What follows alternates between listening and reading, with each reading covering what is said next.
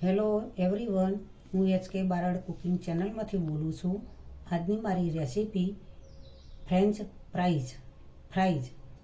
તો શિવરાત્રિના નિમિત્તે ફરાળી નાસ્તા માટે હું આજે એ રેસીપી બનાવું છું.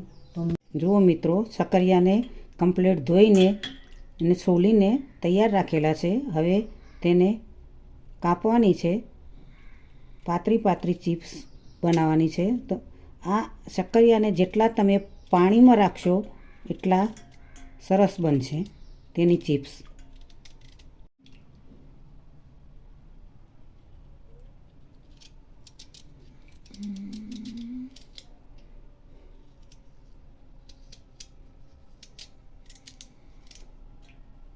તૈયાર થઈ ગઈ.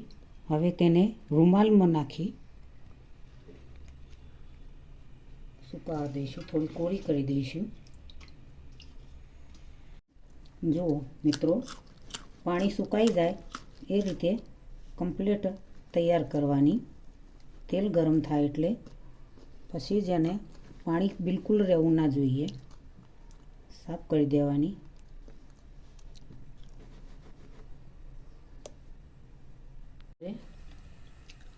તેલ ગરમ થઈ ગયું લાગે છે, તો તેમાં એક પીસ નાખીએ. હા, ગરમ થઈ ગયું. તો હવે તેમાં પીસ એડ કરીએ. હવે થવા દઈએ, ધીમે ધીમે તળતા જઈએ.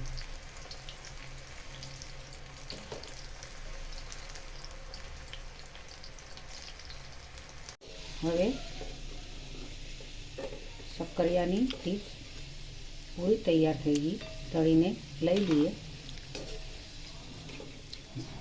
પ્લેટમાં સર્વ કરી દઈએ.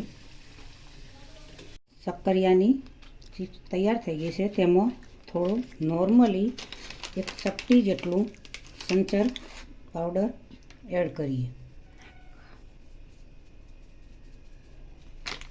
હવે તેમાં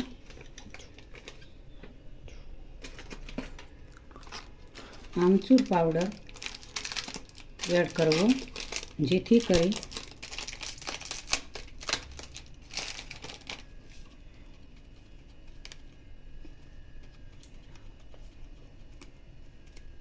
લીંબુનું આમચૂર પાવડર છે. કદાચ તમારા જોડે આમચૂર પાવડર ના હોય તો લીંબુ પણ એડ કરી શકો છો. તો તેથી થોડી ખટ્ટો મીઠો સ્વાદ આવે. હવે તેમાં એક થોડું નોર્મલી મીઠું એડ કરીશું.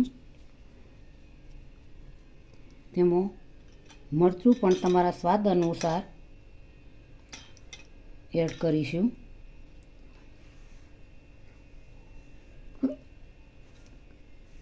હવે તેને મિક્સ કરી દઈશું.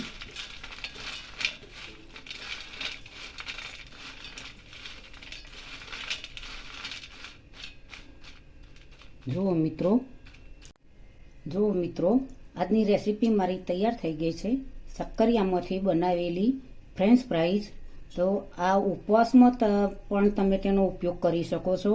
નાનાથી મોટા પણ બાળકો સુધી ખાઈ શકે છે. તે કબજિયાત માટે પચવામાં પણ સારી હોય છે. આમાંથી વિટામિન પણ સારા મળે છે, પણ સારું એવું મળે છે.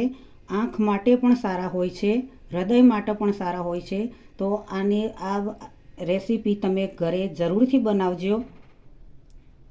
મને લાઈક કરજો, શેર કરજો.